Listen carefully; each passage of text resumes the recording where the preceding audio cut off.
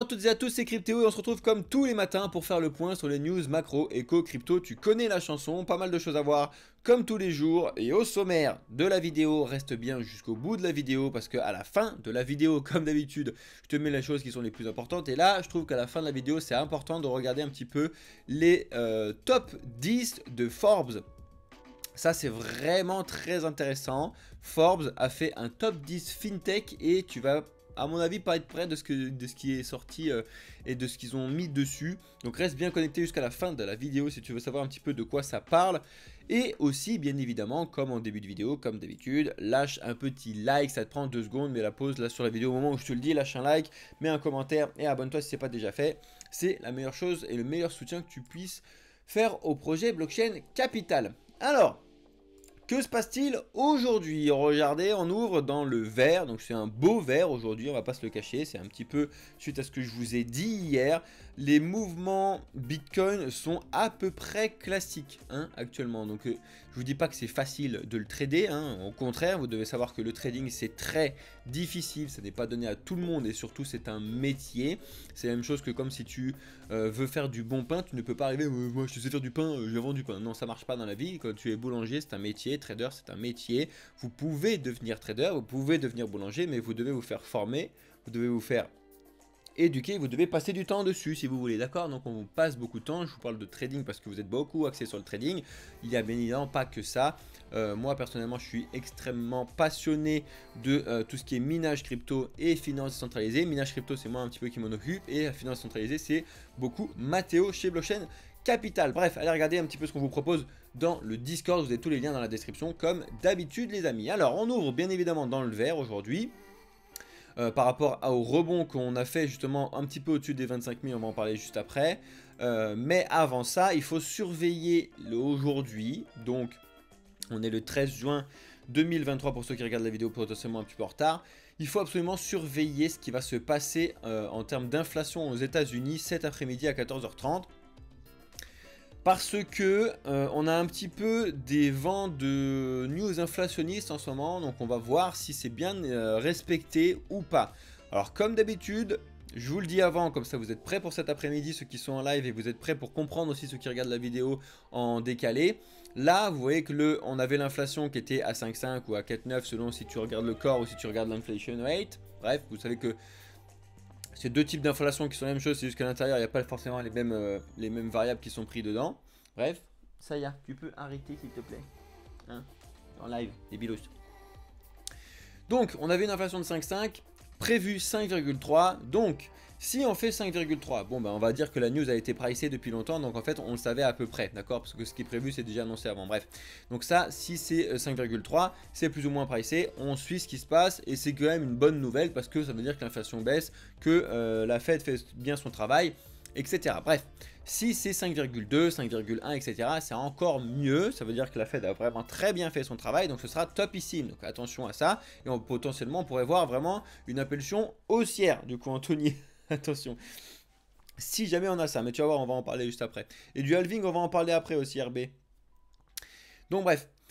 Par contre, si là on a du 5,4, voire du 5,5, voire pire encore du 5,6 ou quoi, alors là, prenez bien vos shorts à la main parce que ça va descendre drastiquement et rapidement. D'accord? C'est aussi pour ça qu'à mon avis ce serait très étonnant. Mais on n'est quand même pas à l'abri de voir un 5,4 au milieu, surtout suite aux news un petit peu inflationnistes qu'on a eu ces derniers temps. Donc affaire à suivre de très près, mais surtout ce qu'il faut suivre de très près, c'est le FOMC de demain. Donc c'est justement la décision de la Banque centrale américaine sur l'augmentation ou pas des taux américains. Pour l'instant, c'est prévu de rester à 5,25, donc pas d'augmentation. Mais comme on a des news inflationnistes, comme je vous l'ai dit, c'était pas impossible de voir une augmentation là-dessus. On vous avait déjà montré plusieurs fois avec Alex le forecast là, de ce que je pense les gens. Pour l'instant, forcément, on est resté sur ne pas augmenter de taux, mais on n'est pas à l'abri non plus de voir une augmentation de taux. On va suivre ça de très près, comme d'habitude. Alors, que se passe-t-il sur Bitcoin, les amis? Et bien hier on était en live un peu tard, donc à peu près par là, dans le petit rebond on va dire. Et je vous avais dit que j'avais remonté du coup là, le support résistance là qui était initialement à 25 000 mais qui n'était pas forcément précis. Je préférais le mettre à 25 260 qui a la limite d'être le 25 350 là. Les deux, quand on va zoomer un petit peu plus dessus, je mettrai les choses dessus, mais je vous ai expliqué déjà hier pourquoi c'est important à vérifier. Si ça vous intéresse, venez sur la vidéo YouTube d'hier. Regardez ce que je vous ai dit, c'est vraiment très important que vous le sachiez ce que je vous ai dit hier. Bref, en tout cas, je vous ai dit que c'était normal qu'on allait osciller pour l'instant rebondir sur les 25 000 et potentiellement aller voir ce qui se passe premièrement au 26 273, d'accord, que je vous ai mis là. Et si jamais on a des news cet après-midi, parce que là ça va vraiment dépendre de cet après-midi, si jamais on a des bonnes news sur l'inflation, donc que ça baisse, etc., potentiellement on va pouvoir voir les 26 900 ou alors redescendre directement. Donc on va suivre ça de très près aujourd'hui. Comme vous le savez, on discute pas mal de ça en ce moment, déjà entre nous sur les lives, mais surtout beaucoup sur Discord, parce que là à la rigueur on parle du Bitcoin. Le Bitcoin c'est à peu près clair ce qui se passe, et effectivement je vous l'ai déjà dit, les news macro qui ne concernent pas Bitcoin n'influencent pas Bitcoin sur le long terme. Donc à chaque fois ça revient sur les choses.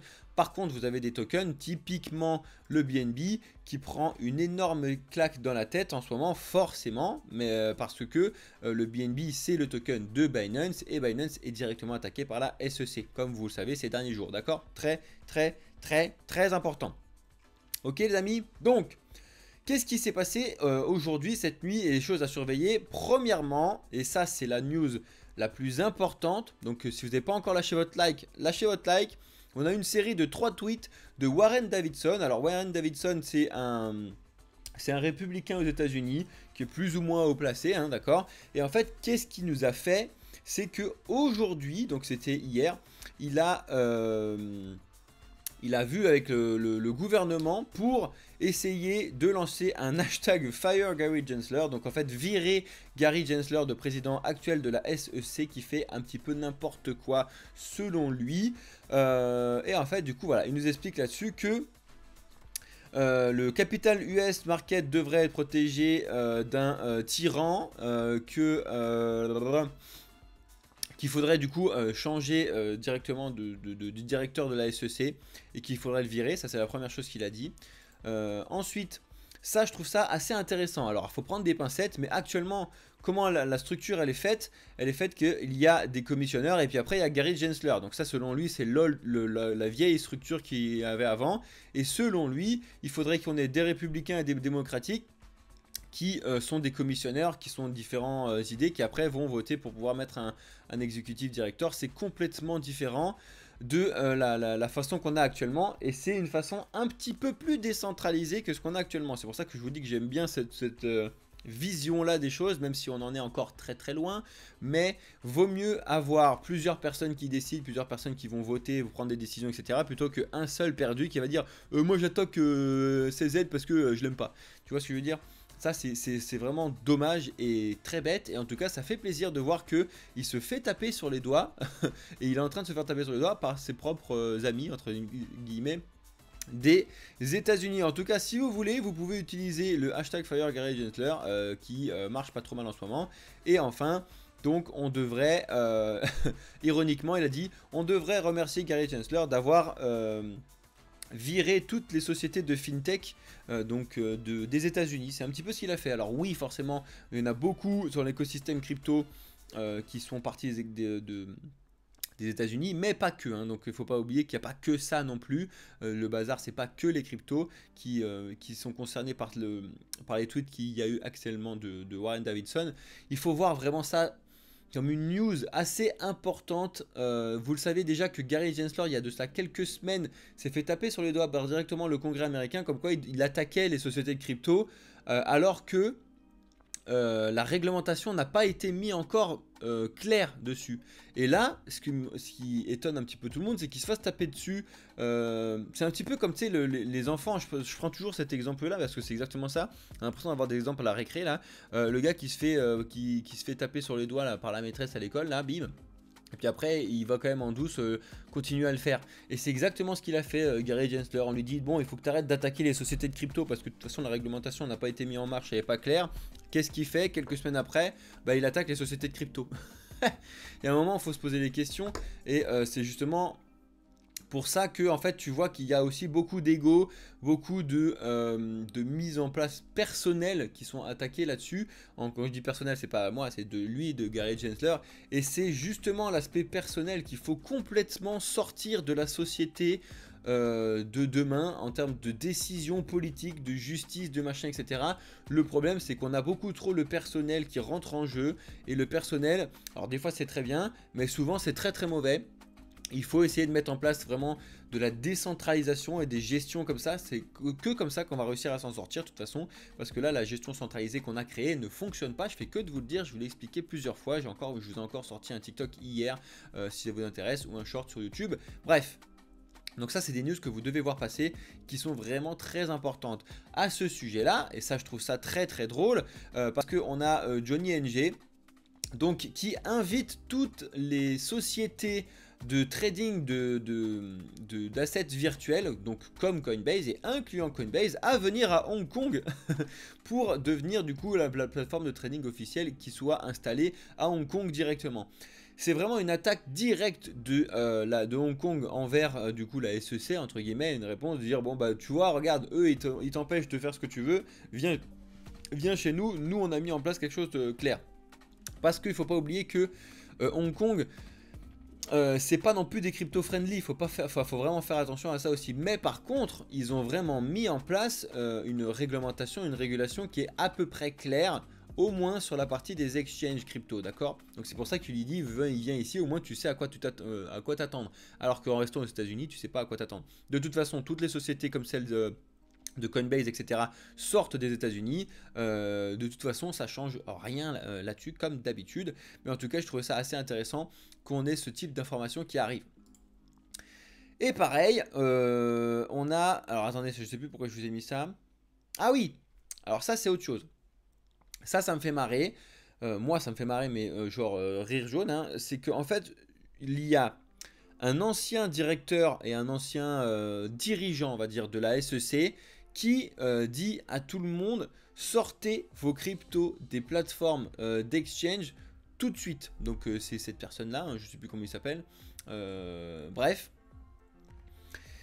Pourquoi je veux vous montrer ce truc-là? Parce que je veux encore une fois taper un petit peu du poing sur la table pour vous expliquer qu'il faut arrêter de suivre comme des moutons ce que les gens vous disent. On est les premiers à vous dire d'écouter personne quand ils vous disent de faire des trucs. Nous, les premiers, on vous dit jamais rien de rien faire. On vous expose les informations, on vous dit qu'il y a ça, il y a ci, il y a su, etc. Et après, vous faites ce que vous voulez. On vous donne les informations, les biens, les comptes, les machins.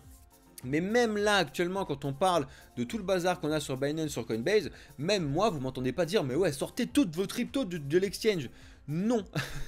Ce qu'on vous dit, c'est que si vous utilisez les exchanges, je vous le répète un petit peu tous les jours, tu utilises l'exchange pour le produit ou les services que ça te propose, ben, tant mieux, et tu dois le faire en connaissance de cause. Par contre, si tu as tes cryptos sur le long terme, le moyen terme, tu ne dois pas les avoir dessus, mais ça c'est de base, c'est une information qui est classique, que tout le monde connaît, n'importe qui le sait, parce que c'est quelque chose de centralisé qui est contre les valeurs de la décentralisation des cryptos. Donc ne pas péter un câble juste parce que cette personne-là te dit il faut que tu sortes des exchanges. Non, tu dois sortir des exchanges parce que tu sais pourquoi tu en sors, ou alors tu dois rester dessus parce que tu sais pourquoi tu restes dessus. Comme d'habitude, tu dois avoir un plan. Dans la vie, c'est un petit peu comme ça partout. Trading, pas trading, tu dois avoir un plan et tu dois le suivre. D'accord? Mais là, on reste en fait comme d'habitude. Pareil sur de l'éducation et de l'accompagnement. Parce que ceux qui sont bien éduqués, ceux qui sont bien accompagnés dans l'écosystème crypto, vous inquiétez pas qu'ils ne craignent rien. Ben, je vous le dis direct, hein. Ceux qui sont accompagnés ne craignent rien parce qu'en fait ils savent anticiper, ils savent voir comment ça fonctionne, ils ont mis en place des choses déjà depuis longtemps, ils ont mis en place un plan, etc. Et du coup en fait ils ne tombent pas dans le panneau de certains trucs comme ça, et ça me fait un petit peu rire. D'ailleurs j'ai retweeté, enfin avec le compte de Blockchain Capital, on a retweeté cette information là. Bref, allez voir un petit peu notre compte Twitter si ça vous intéresse. Par contre, c'est intéressant de voir que effectivement, quand tu vas un petit peu sur The Blocks, tu peux voir que le volume des échanges sur les exchanges a diminué depuis fin février, on va dire 2023. Mais c'est normal, c'est ce qu'on fait que de vous dire. Déjà, on vous l'a déjà montré sur Bitcoin ici, que tu peux le voir. En bas, là, tu le vois, les volumes ici. Tu vois bien que là on avait beaucoup de volume et que là on n'a plus du tout de volume depuis à peu près mars 2023, d'accord? Donc je vous l'ai déjà dit depuis très longtemps. Et là on voit, il se sert de ça qu'on a presque plus de volume. Mais en même temps c'est normal, tu fais que, enfin la SEC attaque aussi le Binance, etc. Ça donne pas aux gens envie d'aller trader sur Binance ou Coinbase ou n'importe quel. Donc ils vont sortir et c'est là aussi petit à petit que les gens découvrent la finance décentralisée. N'oubliez pas que c'est un des services qu'on vous propose avec Mathéo notamment, donc regardez un petit peu ce qu'il y a là-dessus. Ça peut être intéressant d'être encore dans les premiers, hein, même si la finance centralisée c'était il y a 6 ans hein, quand j'ai commencé, mais c'était vraiment les prémices et c'était un petit peu le bazar à cette époque-là, souvent sous Ether et ça coûtait très cher, bref, alors que maintenant c'est vraiment une solution qui peut être abordée par n'importe qui et qui est mine de rien assez simple une fois qu'on a compris comment ça fonctionnait. Donc allez voir un petit peu ce qu'on vous propose avec Mathéo. Ensuite, toujours sur le bazar de la SEC, on a encore une fois, je vous l'ai déjà dit hier, mais on a des réponses des projets qui sont principalement attaqués, qui répondent, c'est ADA, Matic et Solana. Hier, je vous ai montré Solana et je vous ai montré ADA, et aujourd'hui, bah, c'est le Matic que je vous montre. Donc ils ont répondu directement, on est fiers d'avoir créé notre projet qui n'était pas forcément aux États-Unis, etc. On s'en fiche, machin truc. C'est assez drôle de voir un petit peu ce qui se passe là-dessus parce que n'oubliez pas que la SEC a attaqué indirectement ADA, Matic, Solana, etc. en expliquant que c'était des securities, etc. Vous connaissez la chanson, si vous ne connaissez pas la chanson, allez voir la chanson sur notre chaîne YouTube, le Chaîne Capital 2023. Je vous ai déjà parlé de tout ça, c'est très important, d'accord ? Ça ensuite c'est autre chose que je vous ai retweeté et que j'ai commenté, donc si jamais ça vous intéresse allez vraiment voir le tweet que je vous ai mis là-dessus, parce qu'on a Peter Brandt, donc qui est un trader crypto friendly ou pas, enfin un trader reconnu américain, d'accord, et qui nous met ce tweet. Bitcoin c'est le seul et unique pari crypto qui devra finir et qui va réussir à finir le marathon. Toutes les autres sont des abeilles ou des scams, incluant Ether. Alors, on va rester 2 secondes sur ce tweet parce que c'est du grand n'importe quoi. C'est d'ailleurs pour ça que c'est celui-là que j'ai retweeté et que j'ai répondu en expliquant que ça c'est un trader qui parle d'une technologie qu'il ne comprend pas, et comme n'importe quel trader il est juste là pour acheter et vendre sans comprendre réellement ce qui se passe derrière, parce que n'oubliez pas que les traders finalement ils regardent, comme vous le dit Gauthier, etc. Un trader trade un graphique, quand il trade en scalping, etc. Il en a rien à faire de ce qui se passe derrière et tout, lui il va juste se faire de l'argent et essayer d'acheter le plus bas et revendre plus haut. Donc ça peut être très bien, d'accord, même nous on le fait, très bien, mais de là à dire des bêtises comme ça, je trouve ça un petit peu grave, entre guillemets. Déjà la première bêtise qu'il dit dès le début, c'est que Bitcoin c'est un pari. Alors non, ça n'est pas un pari, on n'est pas au casino ici, hein. Bitcoin c'est une réelle technologie révolutionnaire qui trouve des solutions là où il y a de très gros problèmes monétaires mondiaux, de centralisation de décisions, etc. Et ça, Bitcoin répond directement à ça. Donc non, Bitcoin n'est pas un pari, c'est une technologie, c'est une utilisation qui répond à un réel besoin et c'est une monnaie, donc ça n'est pas juste un pari comme mettre le rouge ou le noir sur la roulette. Donc ça déjà c'est la première grosse erreur qu'il fait en disant des bêtises comme ça. Ensuite qui dit qu'il finira le marathon, donc comme s'il y avait un marathon. Non, il n'y a pas de marathon entre les cryptos, à expliquer comme quoi les cryptos vont avoir un but juste de finir une course et puis après ciao. Non. Les cryptos c'est une technologie, encore une fois. L'écosystème crypto, l'écosystème blockchain, c'est une technologie qui sont là pour créer, faire quelque chose. Je ne dis pas que toutes les cryptos sont intéressantes, ne me faites pas dire ce que j'ai pas dit, attention à ça aussi, mais ça n'est pas un marathon. Et troisième autre chose et très grosse bêtise qu'il dit, c'est que toutes les autres cryptos sont des scams. En quelle année? Je crois qu'on n'a pas la même définition de scam. Alors scam, pour ceux qui sont français, scam ça veut dire arnaque. Donc en fait selon lui tous les autres projets crypto, incluant Ether en plus comme il a dit, ce sont des arnaques. Absolument pas. Mais alors pas du tout. Parce que il y a parmi ces projets crypto des projets qui sont décentralisés complètement. Je parle notamment de la finance décentralisée.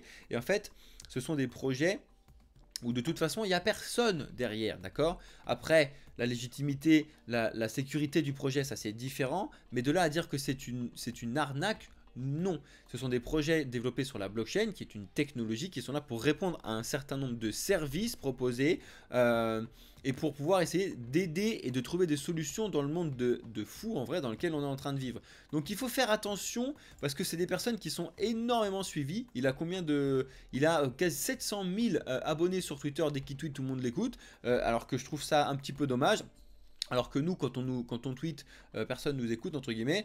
Pourtant, je suis désolé, mais on sort des choses bien plus intelligentes que ce spec là quand on fait des informations là-dessus. Parce qu'au moins, on sait de quoi on parle sur ces sujets-là. Et ça, il faut vraiment faire très attention. Parce que là, pour le coup, de sortir des bêtises comme ça, et que vous le voyez, tout le monde le voit, moi, je suis un peu monté au créneau tout à l'heure en répondant à ce truc-là. Bref, donc allez regarder un petit peu ce qu'on vous a fait sur Twitter. C'est très, très important de regarder tout ça là-dessus. Bref.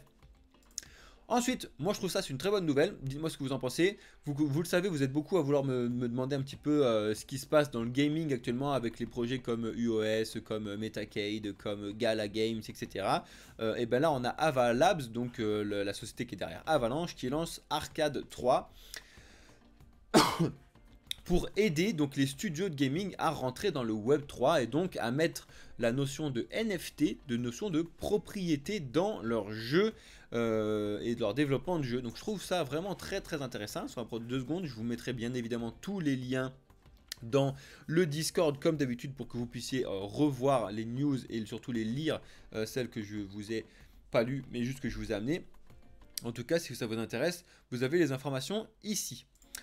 Ensuite, ça je vais pas vous le lire, c'est juste que je vous l'amène. Par contre, vous devez obligatoirement aller le lire, ça vous prendra pas longtemps. Il y a quoi? Il y a 5 pages. Et en fait, c'est comment préparer en gros son halving Bitcoin de 2024. Donc c'est un excellent article de Coin Tribune. Je vous mets ça bien évidemment dans la description. Regardez cet article, ça vous prendra 2 secondes. C'est très très très important de savoir un petit peu ce qui s'est déjà passé sur les différents halvings. Alors encore une fois, le passé ne reflète en aucun cas le futur, mais il est toujours important de connaître. Et donc tu vois, il te montre le premier halving 2012, après on a eu le bull run 2013, deuxième halving 2016, on a eu le deuxième bull run 2017, troisième halving 2020, on a eu le bull run 2021. Là, le prochain bull run, le prochain halving, ce sera 2024. Est-ce qu'on aura un bull run 2025? En tout cas, tu peux regarder un petit peu les informations qui sont là-dessus. Je t'ai montré l'information. Et enfin, pour finir, c'est ce qui m'a bien fait rire, moi, pour le coup. Donc, on a Forbes qui a fait son top 10 des plus grosses sociétés fintech aux États-Unis. Donc, il faut prendre aussi des pincettes avec tout ce qui a été dit là-dedans. Et quels sont les projets qui sont dans le top 10 selon Forbes des fintech aux États-Unis? Regardez ça avec moi, juste 2 secondes. Le top 1, moi, me fait vachement rire. Top 1, c'est Stripe. Donc, Stripe, pour ceux qui ne connaissent pas, c'est une société de paiement en ligne pour faire du business, hein. Nous on l'a beaucoup utilisé et c'était quelque chose qui a complètement explosé, surtout pendant la crise du Covid. Bref, et en gros c'est une société de paiement qui est très crypto friendly, donc ça fait un petit peu rire que Forbes mette déjà une première en top 1 qui soit crypto friendly. C'est pas uniquement crypto mais qui soit crypto friendly, ça c'est la première chose, d'accord? Donc c'est Stripe. En deuxième on a Chime, on s'en fiche. Moi ce qui me fait rire, c'est qu'en troisième on a Ripple. Alors, enfin, je sais pas comment ça vous fait rire ou quoi, mais Forbes, avec la reconnaissance qu'ils ont depuis des années, etc., sur la société de FinTech 2023 aux États-Unis, ils ont quand même mis Ripple, qui sont directement attaqués par la SEC et qu'on ne sait pas finalement comment ça va se passer par la suite. Si jamais la SEC gagne, bah Ripple c'est terminé, hein, d'accord? Donc ça nous donne aussi des informations. Comme quoi, de toute façon, on sait très bien que Ripple a gagné son attaque contre la SEC. Donc, on va voir bien tout ça un petit peu comme d'habitude. En tout cas, ça me fait rire que Ripple soit déjà dans le top 3 de Forbes en termes de FinTech 2023. Donc, on verra bien ce qui va se passer là-dessus. Premièrement, donc on est déjà à 2 projets qui sont ou crypto-friendly ou crypto, rien que dans le top 3 du top 10 de Forbes. D'accord? On continue. En 4, on a blockchain.com. Alors ça me fait rire, donc c'est une société qui est en Angleterre, hein, donc c'est aussi pour ça que c'est un petit peu compliqué pourquoi ils l'ont mis alors que normalement c'est censé être aux États-Unis, bref, qui est un exchange de crypto, un data hub, provider, etc. Bref, ça pour le coup c'est vraiment un projet complètement crypto, axé Bitcoin, etc. Et encore une fois, il est dans le top 10 de Forbes, je trouve ça énorme. On continue, Plaid, on s'en fiche. Et on a encore une fois un 4e projet crypto énormissime, OpenSea, qui est cette fois-ci donc bien évidemment complètement dirigé côté NFT, qui est une plateforme d'échange de NFT, hein, donc d'échange, c'est un exchange comme Binance, etc., mais où tu peux échanger tes tokens de NFT, très connu. Et il est également dans le top 10 de Forbes. Donc c'est assez énorme pour le souligner quand même. Forbes, ils mettent pas n'importe qui dans leur top 10 FinTech 2023. Et ça me fait assez rire. Donc après les autres, c'est pas des projets qui sont crypto, hein, les derniers. Mais ça fait assez rire qu'on ait OpenSea, qu'on ait Blockchain.com, qu'on ait Ripple et qu'on ait Stripe sur, donc sur 10 projets tirés de Forbes là. On en a quand même 4 qui sont ou complètement des cryptos ou alors crypto friendly. C'était pour vous montrer un petit peu ces types d'informations. Je ne sais pas si vous l'avez vu passer, mais en tout cas ça vous montre à quel point, certes oui, actuellement les prix, on est dans une tendance baissière, etc., mais la technologie et les projets crypto sont bien évidemment toujours là, toujours présents, à l'inverse de ce qu'on avait avant, donc dans les premiers cycles de crypto où c'était des crypto-monnaies et c'était complètement différent, c'était vraiment des monnaies pour pouvoir revisiter un petit peu le monde monétaire comme Bitcoin, alors que maintenant, depuis les 2 derniers cycles, on va dire depuis 2017, depuis 2021, vraiment les gens ont compris que la technologie blockchain était utilisable bien au-delà de l'aspect monétaire et qu'il fallait vraiment regarder ça et que c'était très important. Voilà les amis, donc j'ai fait le tour des news que je voulais vous donner pour ceux qui sont sur YouTube. Je vais rester avec ceux qui sont sur TikTok et sur Twitch et je vais répondre à leurs questions. En attendant, merci à toi d'être venu jusque là sur la vidéo sur YouTube. Si t'as pas encore lâché ton like, lâche ton like. Si t'es surtout pas encore abonné après avoir regardé cette vidéo, bah abonne-toi. C'est le meilleur soutien que tu puisses te faire sur le projet. On te donne des informations quotidiennement sur l'écosystème crypto, finance, etc. Merci en tout cas à toutes et à tous. C'était Cryptéo pour le projet Blockchain Capital. Ciao les amis!